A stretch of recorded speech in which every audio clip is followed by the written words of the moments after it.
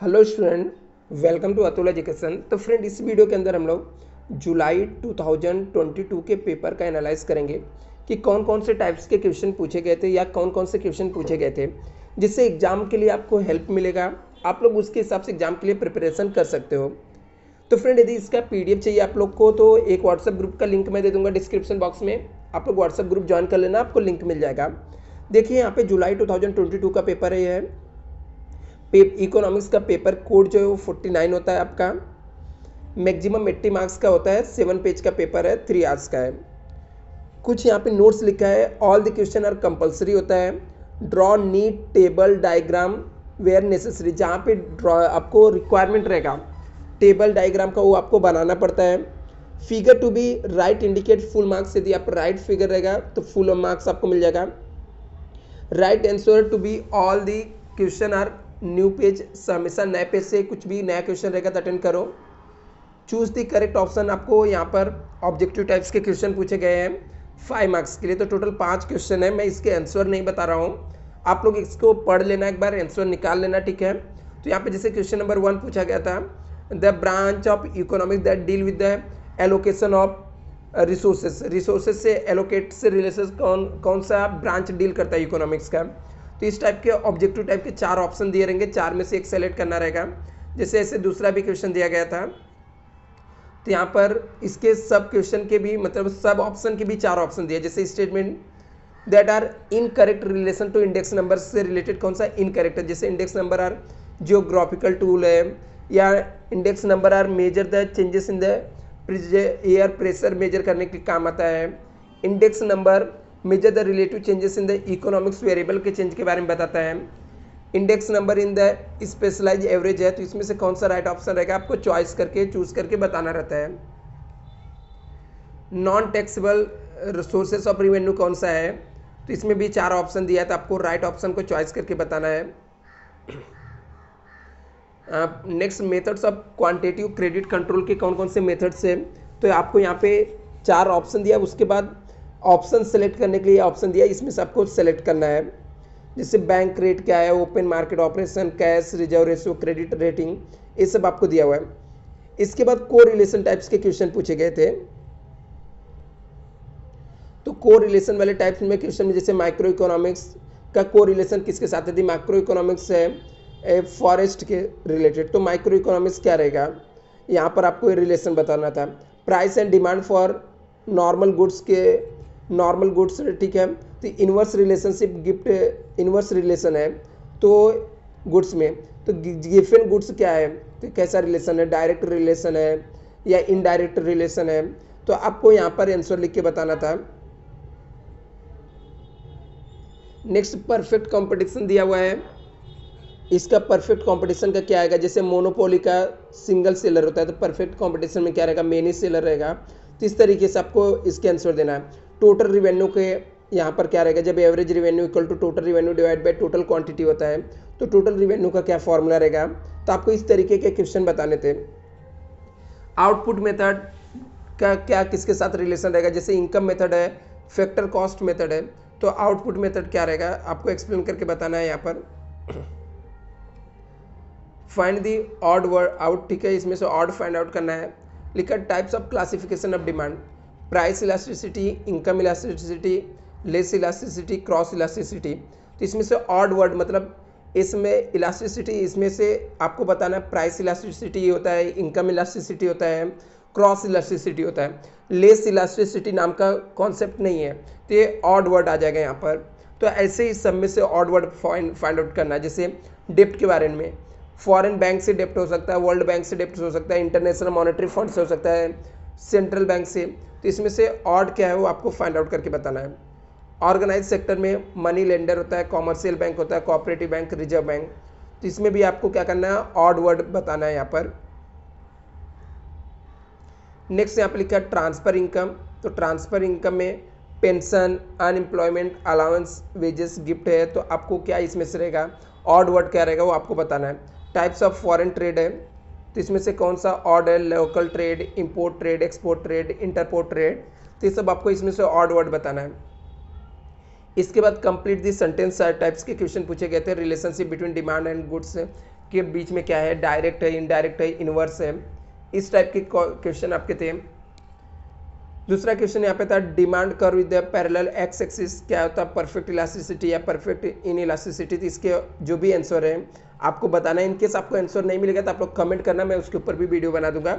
अभी के लिए फिलहाल हम लोग सिर्फ पेपर को एनालाइज कर रहे हैं कि पेपर में क्या क्या पूछा गया है। Right word shifted upward curve क्या है, ठीक है, तो कॉन्ट्रैक्ट ये सब जो भी आपको दिया गया था इसमें से राइट ऑप्शन क्या रहेगा बताना है। लिखा trade goods and services with in the geographical boundaries nation क्या है,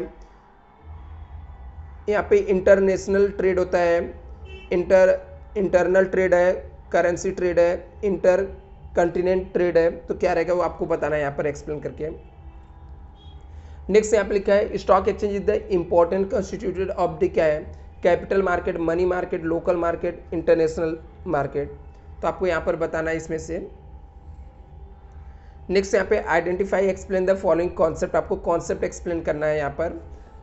Salma purchase sweater for her father is a winter session, तो आपको कोई भी 3 एक्सप्लेन करना था, 6 मार्क्स के लिए। यहाँ पर जैसे 2A में 2 क्वेश्चन है 6-6 मार्क्स का, तो पहले में इसमें आपको 3 एक्सप्लेन करना है 2-2 मार्क्स के लिए। सलमा ने परचेस किया sweater for her father winter session के लिए, तो क्या है यहाँ पर सीजनल यूटिलिटी है हम लोग का, यहाँ पर टाइम यूटिलिटी भी बोल सकते हैं इसको हम लोग। लिखा है Sanket demand for the consumer goods increases by 20% due to increases his income, तो यहाँ पे इनकम इलास्टिसिटी है, यहाँ पर इनकम बढ़ने की वजह से सांकेत का डिमांड क्या हो रहा है, प्रोडक्ट का बढ़ रहा है, तो यहाँ पे इनकम इलास्टिसिटी है, तो इसके कॉन्सेप्ट आपको एक्सप्लेन करना है।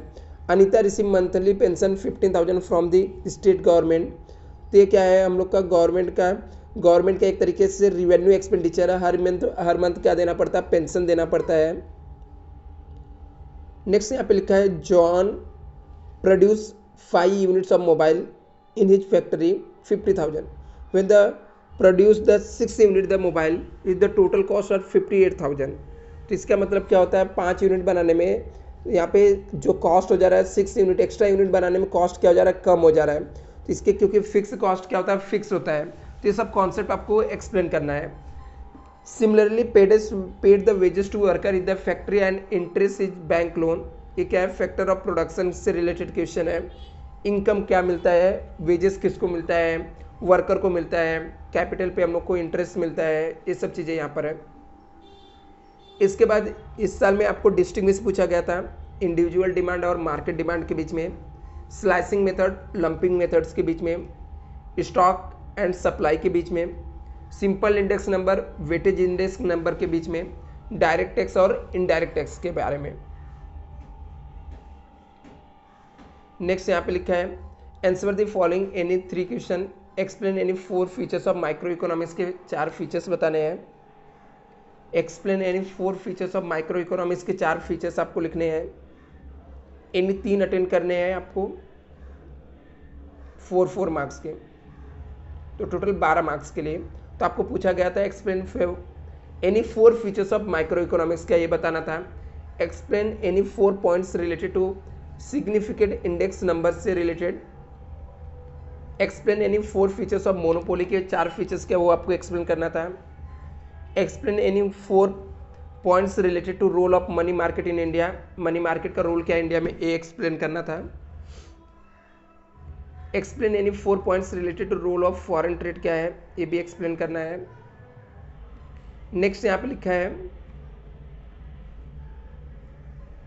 State with the reason whether the you are agree disagree the following statement. Every desire of individual is a demand, बोलता है जो भी इंडिविजुअल रहते हैं आप उन एवरी डिजायर क्या होता है, डिमांड होता है क्या है, आप एग्री या डिसएग्री बताना था। तो जैसे कि आप ऐसे डिसएग्री कर सकते हो, ठीक है, सिर्फ डिजायर ही डिमांड नहीं होता है। There is the direct relationship between price and quantity supply में, यस डायरेक्ट रिलेशनशिप होता है, तो एग्री आप बोल सकते हो, और उसके रीजन लिखने के लिए आए थे, ठीक है, तो यहाँ पे आपको स्टेटमेंट को एक्सप्लेन भी करना था। नेक्स्ट यहाँ पे index number, sorry, commercial bank perform the various function, commercial bank बहुत सारे फंक्शन परफॉर्म करती है, इसको एग्री या डिसएग्री एक्सप्लेन करना था। Index number is the constructed without the base year, तो इसे विदाउट बेस ऐसे कॉन्स्ट्रक्टेड होगा क्या इंडेक्स नंबर, वो भी आपको बताना है। स्लोप आप relatively elastic demand curve with steeper होता है, जो स्लोप होता है रिलेटिवली इलास्टिक डिमांड कर्व का वो क्या होता है, स्टीपर होता है क्या। इसके बाद यहाँ पे आपको एक टेबल दिया गया है, पूछा गया था study the following table figure passage and answer the question given below. तो प्राइस ऑफ एप्पल दिया हुआ है यहाँ पर 100, 200, डिमांड दिया हुआ है 50, सप्लाई दिया है 10। तो यहाँ पे क्या आएगा, इधर पे क्या आएगा, ऐसे आपको टेबल को क्या करना है, कंप्लीट करना है। तो आपको क्वेश्चन में पूछा गया है कंप्लीट एबो टेबल को कंप्लीट करना है। Draw an equilibrium price determination diagram base of एबो टेबल, टेबल के बेस पे आपको डायग्राम ड्रॉ करना है। नेक्स्ट लिखा है following the diagram in the linear demand curve on the basis of given diagram answer the following question, आपको answer देना क्वेश्चन का डायग्राम देखकर। तो लिखा था demand at a point P2 is relatively inelastic in this statement, true और false है ये बताना है। Identify the elasticity demand at the point P पे इलास्टिसिटी डिमांड बताना है आपको। What is the denoted X axis in the above diagram में क्या एक्सप्लेन करेगा। आगे लिखा है which methods measure the elasticity demand denoted the above diagram, कौन से मेथड्स मेजर करते हैं यहाँ पर। नेक्स्ट लिखा है as per the survey conducted by the Galaxy Enterprises, it was the observed that the Panji there was the increases in the demand for the biscuit. This was the due to the changes of the people taste habit. So consider the opportunity. Galaxy Enterprises borrow the capital from the Bank of India, purchase wheat from the farmer and start the producing biscuit. The company had the competition from the Andromedia food limited से। आगे लिखा producer of the cream biscuit, one और more research conducted by the Galaxy Enterprises made them realise that with the raise the demand of biscuit the demand for the tea also at the increases. आगे लिखा है यहाँ पे Galaxy Enterprises started the chain of tea shop in the पांजी with the intention to creating the competition of the Andromeda का। तो यहाँ पे लिखा है आपको find out the example of types of demand from the above passage. ऊपर जो पैसेज दिया गया था उसमें कौन सा डिमांड है, डायरेक्ट है या इनडायरेक्ट डिमांड है। आपको दूसरा यहाँ पे लिखना था ओपिनियन, आपको लिखना है give your opinion with the refer above passage के। आपको पढ़ के क्या पता चला, वो ओपिनियन आपको पूछा गया है। इसके बाद आपको लिखा गया था answer the following question detail, any 2 आपको देना है। State and explain the law of diminishing marginal utility with exception के साथ आपको पूछा गया है। State explain the law of diminishing marginal utility with exception के साथ। Explain the concept of national income, explain the feature of national income क्या होता है। Explain the various reason for the growth of public expenditure, public expenditure के growth से related जो feature वो आपको एक्सप्लेन करके बताना है यहाँ पर। तो ऐसे टोटल क्वेश्चन इस पेपर के अंदर पूछे गए थे। अभी हम लोग नेक्स्ट वीडियो में दूसरे पेपर को एनालाइज करेंगे।